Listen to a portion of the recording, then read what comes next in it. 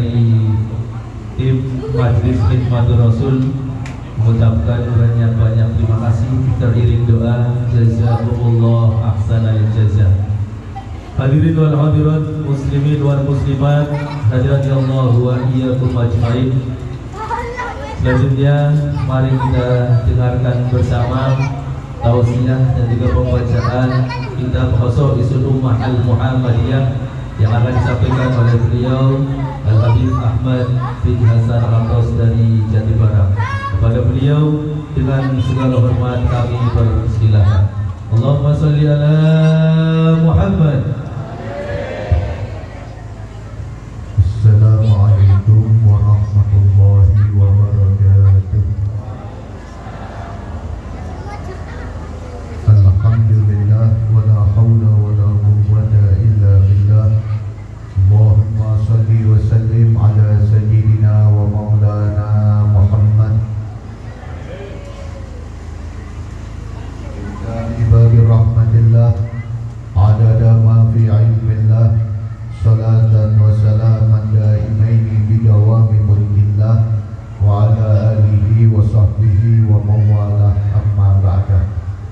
Al-mukarramun, para ulama, para kiai, para ustaz, para sesepuh, para tokoh masyarakat, wabil khusus beliau Kiai Haji Dasmuddin Al-Ustaz Abdul Aziz, Al-Ustaz Abdul Ghafur, juga Bapak Johan Wahyudi selaku Kepala Desa Tubuh Turi, jajaran kepengurusan Nahdlatul Ulama Ranting Tubuh Turi, ma'asyiral hadirin wal hadirat, para bapak, para ibu, remaja baik putra maupun putri, ingkang mudah-mudahan sedoyonipun senantiasa mendapatkan rahmat Allah Subhanahu wa taala. Syukur alhamdulillah, malam hari ini kula kali panjenengan dikumpulaken Allah Subhanahu wa taala kangge bersama-sama menghadiri majelis maulid, majelis sholawat. Mudah-mudahan maulid kula kali panjenengan, sholawat kula kali panjenengan diterima Allah Subhanahu wa taala. Amin. Sehingga dalu iki kula kali panjenengan mendapatkan maghfirah, mendapatkan ampunan, mendapatkan rahmat saking Allah Subhanahu wa taala, sampai kula kali panjenengan mendapatkan kesuksesan dunia, kesuksesan akhirat. Amin Allahumma amin. Ma'asyiral hadirin wal hadirat rahimakumullah. Memang kula wau teng perjalanan dipikir, jadi pripun carane ngaji kitab tapi bisa guyonan. Tapi ternyata beliau Al-Ustaz Abdul Ghafur sampun menjelaskan sinamine ngaji kitab berarti serius, ya alhamdulillah, berarti boten bisa guyonan. Ma'asyiral hadirin wal hadirat rahimakumullah. Tapi insya Allah singkat, mudah dipaham. Jadi mudah-mudahan bisa muncul guyonan. Kitab ingkang kula kali panjenengan kaji malam hari ini bernama Kitab Khosaisul Ummah Al-Muhammadiyah. Kitab niki sekitar 340 halaman. Tenang Allah, bukan dalu niki khatam. Ini cuma menjelaskan garis besar kitab niki. 340 halaman dari awal sampai akhir. Kitab tersebut hanya membahas keistimewaan umat Nabi Muhammad SAW. Terus kitab ini bukan membahas keistimewaan Nabi Muhammad, tapi membahas keistimewaan umat Nabi Muhammad. Terus membahas keistimewaan kula kali panjenengan. Karena kula kali panjenengan alhamdulillah dipilih dari Gusti Allah menjadi umat Nabi Muhammad. Mudah-mudahan kula kali panjenengan iman Islame istiqomah sehingga kula kali panjenengan wafat husnul khatimah. Ma'asyiral hadirin wal hadirat rahimakumullah. Kebetulan dalu ini masuk pembahasan yang keempat dari keistimewaan umat Nabi Muhammad sallallahu alaihi wasallam. Qala al-mu'allif rahimahullahu ta'ala wa nafa'ana bihi wa bi'ulumi fid dharain amin. Rabi'an, Ingkang keempat, dari keistimewaan umat Nabi Muhammad,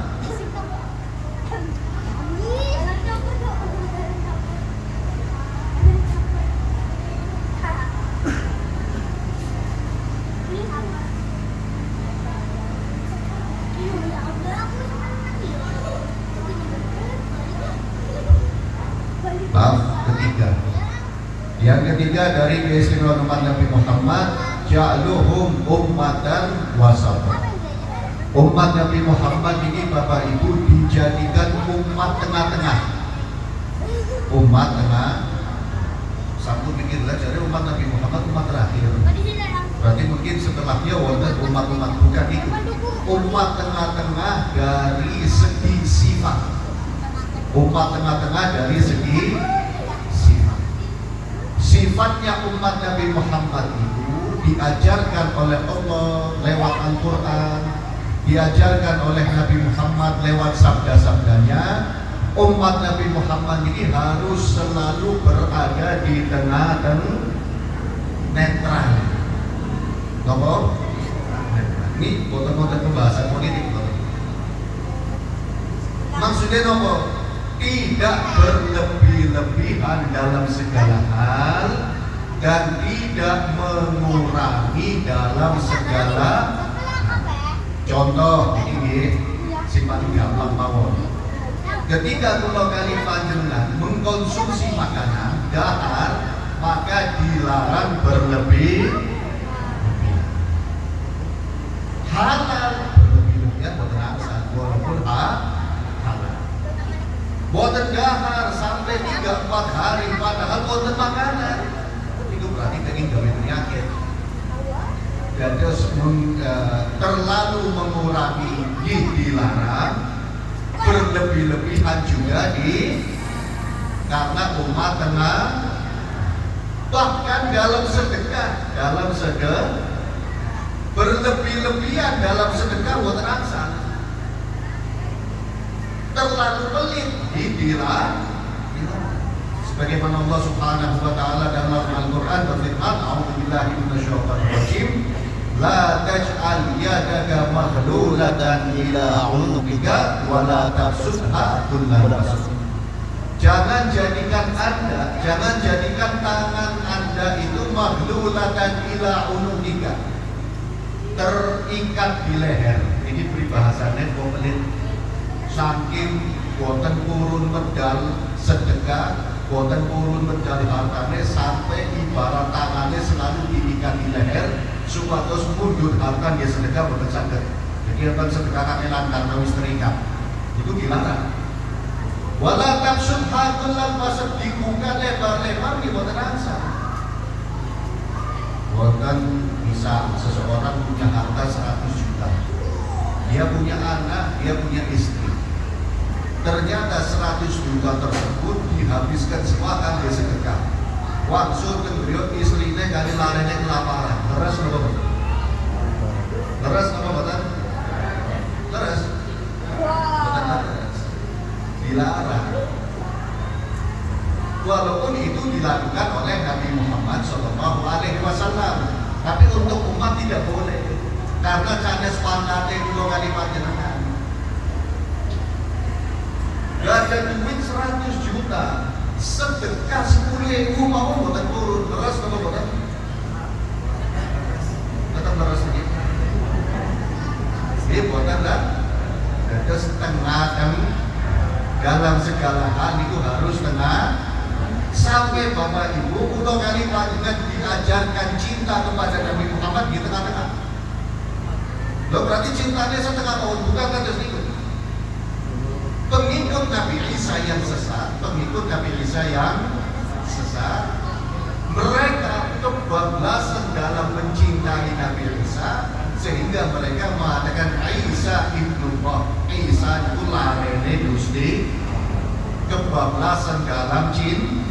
Nah kalau kali panjenengan dari Gusti Allah cinta kepada Nabi Muhammad diperintahkan, tapi ada batasannya. Batasannya bagaimana? Cinta kulo kali panjenengan datang Nabi Muhammad, kulo kali panjenengan dalam Al-Quran diarahkan supaya kulo kali panjenengan meyakini bahwa Nabi Muhammad utusan utusane Gusti, hambanya bukan anak tuh, bukan anak. Berarti sesat nama betul umat Nabi Muhammad. Umat Nabi Muhammad sesat nama betul karena selalu berada di tengah. Itu di antara keistimewaan umat Nabi Muhammad Shallallahu Alaihi Wasallam. Jadi baru ekstra bagaimana? Sedikit lebat pembahasan. Maksudnya ekstra supaya saudara panjenengan paham yang dimaksud umat tengah-tengah itu tidak berlebih-lebihan dan tidak mengurang, tapi di tengah-tengah. Walaupun kalau kali panjenengan posisinya umat terakhir, posisinya umat wa min khosa'isi hadhil ummati, dan daripada keistimewaan umat ini, umat Nabi Muhammad, annahum humul ummatul wasat, bahwasanya umat Nabi Muhammad adalah umat tengah-tengah. Jadi di antara keistimewaan, di antara masih banyak kali keistimewaan ini. Nah, setelah pembahasan umat tengah-tengah, juga ada keistimewaan lagi. Napa niku? Wa annahum humus syuhada'u 'alan nasi binafsil Qur'an. Umat Nabi Muhammad ini menjadi saksi-saksi atas semua umat, menjadi saksi atas semua binafsil Qur'an, dan itu sudah dinaskan dalam Al-Qur'an. Ngapunten Bapak Ibu, seseorang dalam persidangan ini, kemudian kalau kalimat dengan selamat saking persidangan, amin. Persidangan dunia, persidangan akhirat, amin. Yang disidang ini kan boten karu-karuan rasanya. Disidang di dunia mawon boten karu-karuan, kembali disidang Gusti. Kemudian selamat dunia akhirat. Dalam persidangan itu wonten hakim, wonten jaksa penuntut, wonten pembela, wonten saksi. Biasanya sih diangkat menjadi saksi itu yang sing terkenal rusak, terkenal nakal, atau terkenal jujur. Sing diangkat menjadi saksi biasanya pasti mencari yang paling jujur, mencari yang paling jujur, mencari yang paling baik. Nah, umat Nabi Muhammad ini umat yang paling baik, umat yang paling sehingga umat Nabi Muhammad dunia akhirat menjadi saksi. Dunia akhirat menjadi saksi untuk semua umat, untuk semua. Kasih berikut ini dunia akhirat menjadi saksi. Itu dijelaskan dalam Al-Qur'an. Begini penjelasan. Allah Subhanahu wa taala berfirman, A'udzu billahi minasyaitonir rajim. Wa kadzalika ja'alnakum ummatan wasatan litakunu syuhada'a 'alan nasi wa yakuna ar-rasulu 'alaikum syahida. Dan telah kami jadikan kalian wahai umat Nabi Muhammad ummatan wasatan, umat tengah-tengah, litakunu syuhada'a 'alan nasi, agar kalian bisa menjadi saksi-saksi atas semua manusia. Saksi menawi boten netral, kira-kira kesaksiannya benar apa boten? Saksi boten netral, kira-kira kesaksiannya benar apa boten? Rusak kesaksiannya. Sing namine saksi harus umat Nabi Muhammad umat yang umat yang tengah-tengah, sehingga bisa menjadi saksi dunia. Nah, menjadi saksi dunia akhirat itu bagaimana? Yang dibaca KP kayak ngaji mondok, terus tak loncat-loncat gitu. Yang dibaca KP terus ngaji terus diloncat-loncat kalau punya kita pegang mau.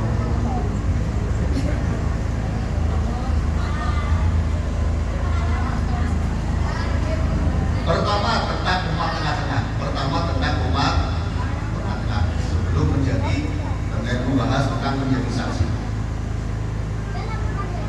Pertama, Allah menjelaskan bahwa umat Nabi Muhammad itu umat tengah-tengah ketika Nabi Muhammad Shallallahu Alaihi Wasallam, ketika Nabi Muhammad hijrah saking Mekah menuju Sesampainya Nabi Muhammad ke Madinah, Allah perintahkan Nabi Muhammad sholat kiblatnya ke Baitul Maqdis. Terus ketika Nabi Muhammad ke Madinah, sholat itu kiblatnya ke Baitul Palestina. Saat ini belum ada panjangan kiblatnya putih. Belum. Kiblatnya kah? Karena Indonesia sebelah timur Ka'bah sehingga kiblatnya. Nah, Nabi Muhammad pertama beliau berada di Madinah. Nabi Muhammad dan para sahabat diperintahkan Gusti Allah sholat ngadep Baitul. Hati kecil Nabi Muhammad ini pengennya ngadep Ka'bah, pengennya ngadep. Tapi Allah perintahkan ngadep Baitul. Maaf Bapak Ibu, belum kali panjenengan hati sering bertentangan dengan pilihan Allah apa betul? Sering. Hati kula kali panjenengan sering bertentangan dengan pilihan Allah apa betul? Sering. Allah nyukani rezeki 1.000 pengennya. Berarti bertentangan apa betul? Namanya manusia ini bertentangan dengan pilihan Allah, itu harus disikapi dengan positif. Karena Allah memberikan sesuatu yang kadang tidak sesuai dengan keinginan hambanya, tujuannya supados hamba tersebut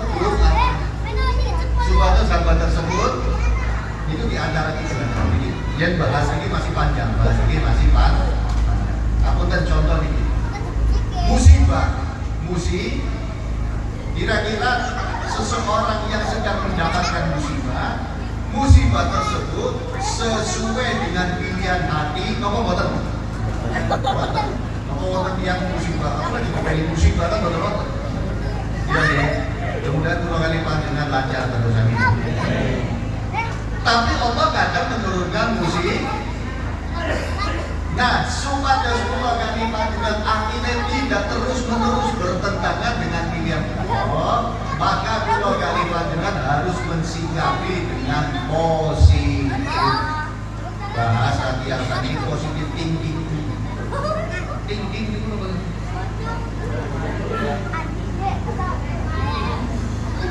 Berpikir dengan positif. Ketika Allah menurunkan musibah, yang pasti, jadi yang pas, di dalam musibah terkandung 3 hal. Di dalam musibah terkandung 3. Selama musibah tersebut turun kepada orang yang beriman. Belum ada dengan alhamdulillah iman. Alhamdulillah. Setiap orang yang beriman mendapatkan musibah pasti mengandung 3. Musibah apa? Musibah keluarga, musibah ekonomi, musibah kesehatan, musibah karir, musibah apa? Pasti mengandung 3. Nomor itu 3 hal. Pertama, penghapusan dosa. Penghapusan. Dan terus ketika orang dipanjangkan lagi terkena musibah, berarti dosanya lagi dihapus. Dosanya lagi. Sing bahaya niku Bapak Ibu, tiang kata dosanya tapi bukan disuruh ujian itu bahaya. Si misalnya bahaya, kadang maaf ini maaf, buatan dia mengatakan tak benar, kok sholat tapi tidak ada laris. Yang begitu, yang berikan di sholat sedang. Tak benar, biar orang tahu enak. Tapi misalnya duitnya kayu ngaget terus. Justru orang-orang seperti itu bahaya. Bahayanya kenapa? Berarti dosanya belum dibersihkan dari dosa. Tapi kalau kali panjenengan sampun memberi penilaian kados niku, niku haknya Gusti Allah. Kita enggak dorat, tangga aturan sholat. Terus kita lanjut berarti dosanya lagi ditumpuk dari Gusti Allah di satu. Niku haknya Gusti. Sampun belum sadar. Sampun buruk. Dan terus musibah itu pasti di dalamnya ada penghapusan musibah nomor. Lah kok jadi musibah orang ragat nomor dosanya boten keras-keras. Musibah boten selesai berarti lagi ditambah ganjaran. Lagi ditambah ganjarannya bukan supaya teman berarti tadi diangkat derajat. Kulo kan panjenengan waktu sekolah, badai naik kelas ujian semakin tinggi kelasnya ujiannya semakin berat, semakin angin. Makanya kulo setelah lulus S1, badai lulus S2 ini mikirin ujian skripsi. Baru makin S1 BKN rasa-rasa. Tapi dia lihat aras-arasan terhadap musibah, dia boleh naik kelas. Dia boleh naik. Terus milih diuji, ngapa milih boleh naik kelas?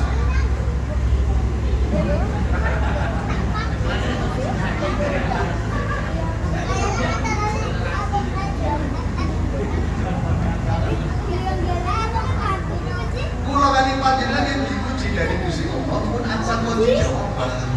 Yang diuji dari guru, baik di sekolah, di fakultas, bukan ansar kunci jawab. Jadi Gusti Allah pun disukani kunci jawaban. Apa itu jawabannya berikut? Musibah, jawabannya penghapusan dong. Paha, pengangkatan derajat. Kemudian Allah pun nyukani kunci jawaban ketika musibah pengen selesai. Apa ketika musibah pengen selesai? Istighfar. Apa? Kadang wonten tiyang Bapak Ibu, waduh. Ketika terkena musibah bukan istighfar malah timbulnya buruk sangka. Kita ada pernah santet.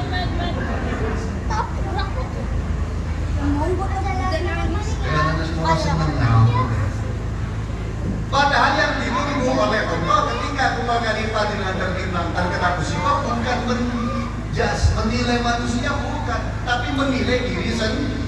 Terus berikut, jadi kok jangan sepikir berarti aku lagi ada dosa. Berarti lagi digenggen istri, lagi digenggen taubat dan gusti. Itu kunci jawaban.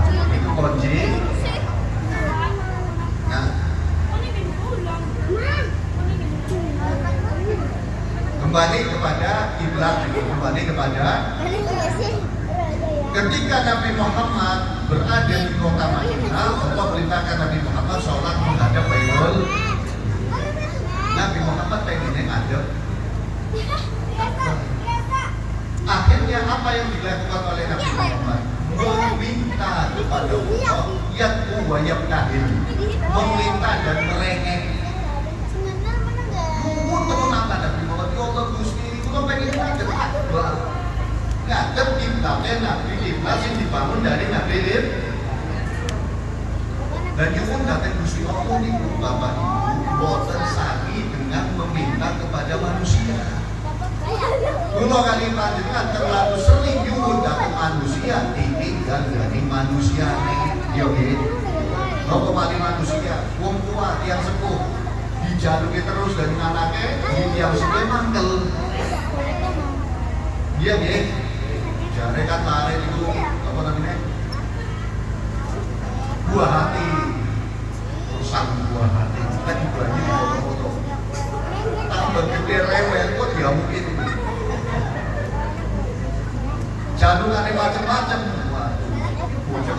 Macam-macam teman-teman. Itu manusia, itu manusia. Gila mereka sanggup sering nyuwun datang manusia. Yang sepuh mawon disuruh jengkel. Nopo mali rencana nopo mali tangga. Saat ini diwalik, tiang sepuh nyuwun mari lari, suwe-suwe diwaliknya ada mangkel. Padahal wajib anak itu selalu memberikan apa yang diminta oleh orang. Tapi manusiawi, kadang mangkel, kadang jengkel, kadang mungkin kumpul. Iya, ya. Beda dengan meminta kepada Allah Subhanahu. Ketika kula kali panjenengan doa kan itu niku meminta, nyuwun. Ketika kula kali panjenengan meminta doa, mintane mawon, nyuwune mawon dianggap ibadah. Nyuwune dianggap. Dan semakin kula kali panjenengan banyak meminta kepada Allah, banyak pahalanya. Semakin kula kali panjenengan banyak memohon kepada Allah, kathah ganjaran. Dongane semakin suwe, ganjarannya akeh. Makanya kadang kurang tepat mengambil wonten sing mengatakan sholat pas-pasan jauh ke temen. Nyuwun niku ibadah, selama nyuwunnya datang Gusti sing akeh.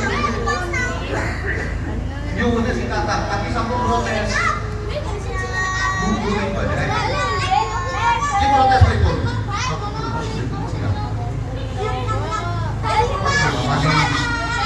Iku namine doa terus sampai kapan kula kali panjenengan mandeg doa sampai kula kali panjenengan wafat. Sampai urusan berhasil nopo mboten berhasil niku urusane Gusti. Sing pasti doa pasti wonten ganjarane. Sing pasti doa wonten pan berhasil nopo dereng berhasil niku urusane Gusti, karena pasti dijawab. Yang jelas pasti ada pahala, pasti dijawab, tapi kadang jawabannya tidak sesuai dengan isi hati golongan panjenengan. Jawabannya itu.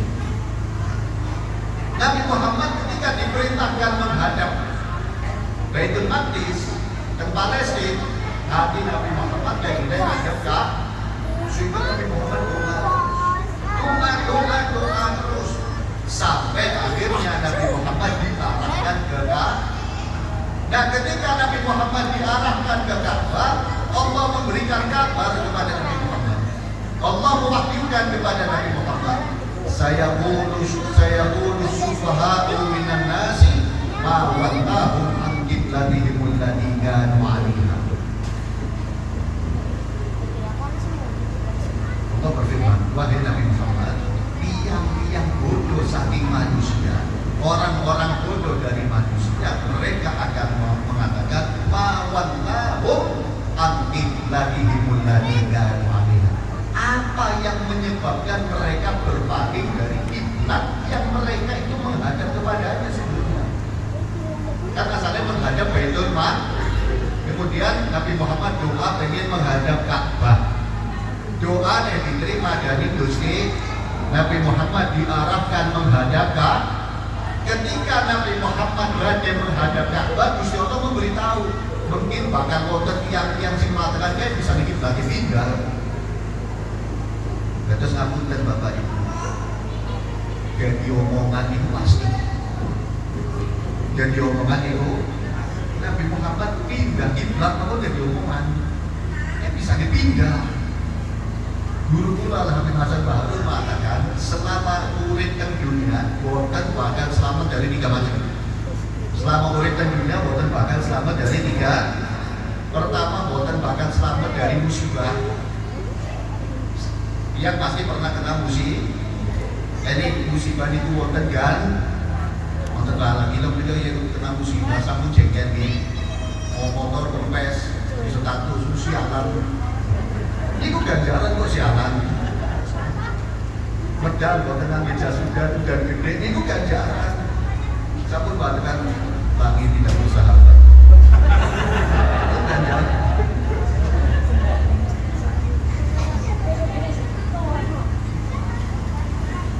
Itu paham. Kemarin putus pacaran kok paham.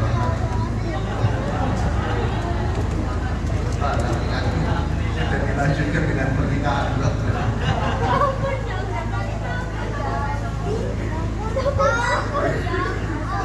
Yang kedua, manusia selama hidup di dunia pasti tidak selamat dari omongan dan terus kalau kali panjenengan Bapak Ibu, yang penting pertama ini tidak melanggar aturan Gusti, tidak melanggar aturan Nabi Muhammad, tidak merugikan manusia. Bismillah, langkah pasti dari omongan, pasti tetap boten sing pasti menang mawon tetap jadi omongan. Nopo malih boten, nopo malih bergerak suka menang jadi omongan, nopo bergerak jadi omongan, pasti ada hasil. Dagang-dagang piambek, laris-laris piambek, tetap jadi omongan. Dagangan orang enak bisa laris. niku. Terus badhe tutup dagangane, ana mau dadi omongan ya boten maju-maju. Nabi Muhammad pindah kiblat dari omongan. Mawallahu an qiblatihim allati mawallahu an qiblatihim allati kanu 'alaiha. Menyebabkan mereka itu berpindah dari kiblat yang asalnya mereka menghadap kepadanya. Terus sudah diberitakan sama Allah, wahai Nabi Muhammad, itu pasti boten ngomong bisa dipindah. Kemudian Allah pun ngasih kunci jawaban kepada Nabi Muhammad. Qulillahil masyriqu wal maghrib. Katakan kepada Nabi Muhammad, katakan wahai Nabi Muhammad kepada orang yang mengatakan kenapa kiblatnya pindah. Katakan kepada mereka, lillahil masyriqu wal maghrib. Milik Allah lah arah timur dan arah barat. Ya terserah Gusti Allah, kan diadep nang etan, kan diadep nang kulon, ya terserah Gusti. Yahdi may yasha'u ila siratin mustaqim. Allah lah yang memberikan hidayah kepada yang dikehendaki, hidayah untuk menempuh jalan yang lurus, jalan yang tengah, boten belok kanan, boten belok kiri, lurus. Inilah ajaran Nabi Muhammad. Lurus terus ikuti ajaran Nabi Muhammad, lurus terus ikuti ajaran Al-Qur'an sampai 2 kali panjenengan menuju tujuan. Apa tujuannya? Husnul khotimah. Tujuannya apa? Jadikan husnul khotimah tujuan utama. Ayam mulai 2 kali panjenengan. Husnul, yang husnul khotimah Bapak Ibu, ayam mulai. Itu baru ketenangan. La rohata di dunia, kan dunia itu boten-boten tenang, boten-boten dikesel,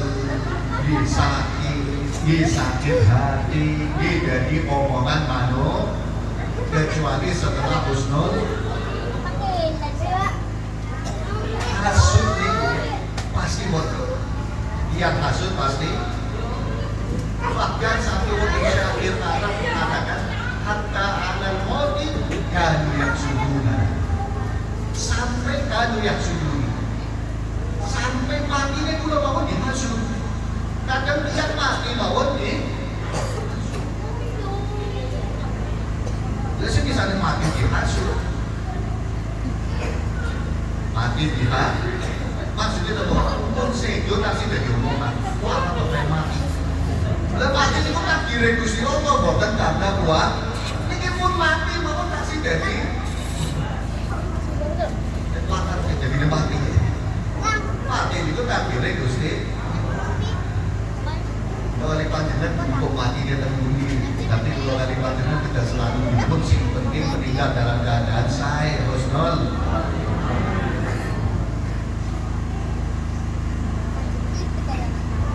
Nah ini baru. Nah kemudian Allah Subhanahu wa taala melanjutkan firman-Nya tentang kiblat, wa kadzalika ja'alnakum ummatan wasatan. Dan begitulah kami jadikan kalian wahai umat Nabi Muhammad umat yang selalu berada di tengah-tengah. Ini selesai pembahasan umat tengah-tengah. Boten kang, boten berlebihan, boten menurut tepat. Sholat tepat waktu. Sholat terlalu maju batal buru-buru sholat.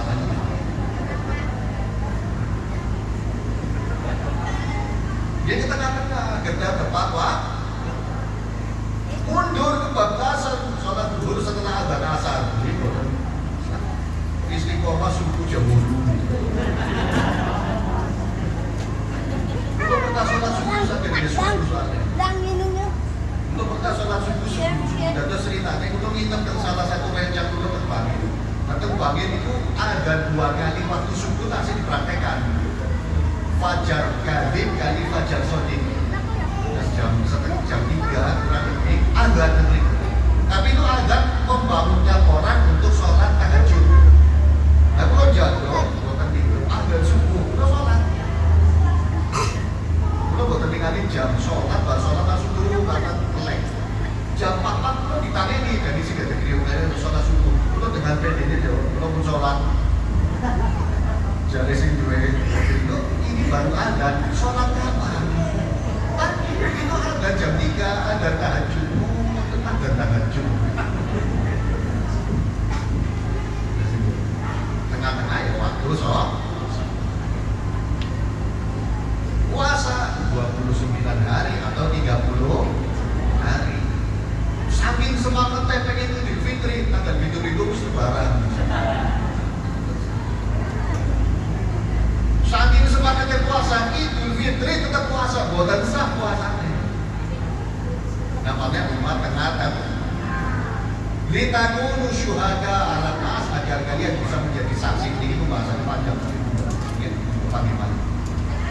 Tentang saksi menjadi tentang menjadi saksi untuk semua umat manusia. Pembahasan panjang. Wallahu a'lam bishawab. Bismillahirrahmanirrahim. Fatihah.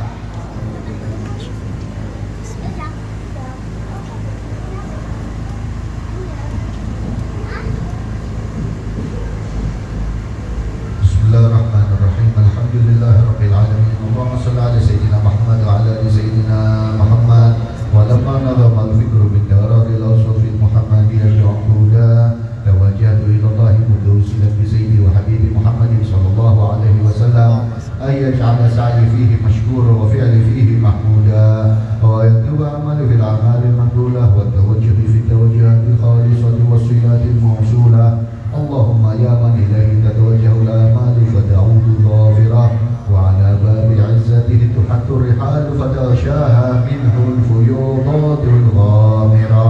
نتوجه إليه بأشرف الوسائل لديه سيد الكونين سيد المرسلين عبدك الصادق الأمين سيدنا محمد الذي عمت رسالته العالمين أن تصلي وتسلم على تلك الذات الكاملة مستودع أمانتك وحفيظ سرك وحامل راية دعوتك الشاملة الأب الأكبر المحبوب لك والمخصص بالشرف الخرب في كل موطن من مواطن القرب مظهر جاسم إمدادك في عبادك وساكي كؤوس إرشادك لأهل ودادك سيد الكونين وأشرف الذكرين العبد المحبوب الخالص المخصوص منك بأجل الخصائص. اللهم صل وسلم عليه وعلى آله وأصحابه وآل حضرة اقترابه من أحبابه. اللهم إنا نقدم إليك جاه هذا النبي الكريم ونتوسل إليك بشرف مقامه العظيم أن تلاحظنا في حركاتنا وسكناتنا بعين عنايتك وأن تحفظنا في جميع أدوارنا وتقلباتنا بجميل رعايتك وأحاسن وقايتك وأن تبلغنا من شرف القرب إليك وإلى هذا الحبيب غاية آمالنا وتتقبل منا ما تحركنا فيه من نياتنا وأعمالنا وتجعلنا في حضرة هذا الحبيب من الحاضرين وفي طرائق اتباعه من السالكين ولحقك وحقه من المؤدين ولعهدك من الحافظين. اللهم إنا لنا أطمعا في رحمتك الخاصة فلا تحرمنا وظنونا جميلة هي وسيلتنا إليك فلا تخيبنا. آمنا بك وبرسولك وما جاء به من الدين وتوجهنا به إليك مستشفعين أن تقابل المذنب منا بالغفران والمسيء بالإحسان والسائل بما سأل والمؤمل بما أمل وأن تجعلنا ممن نصر هذا الحبيب ووازره ووالاه وظاهره وعم ببركته وشريف بجهاده أولادنا ووالدينا وأهل قدرنا ووالينا وجميع المسلمين والمسلمات والمؤمنين والمؤمنات في جميع الجهاد وهذه راية الدين القويم في جميع الأقطار منشورة ومعالم الإسلام والإيمان بأهلها معمورة معنا وسورة واكشف اللهم كربة المكروبين واقضي دين المدينين واغفر للمذنبين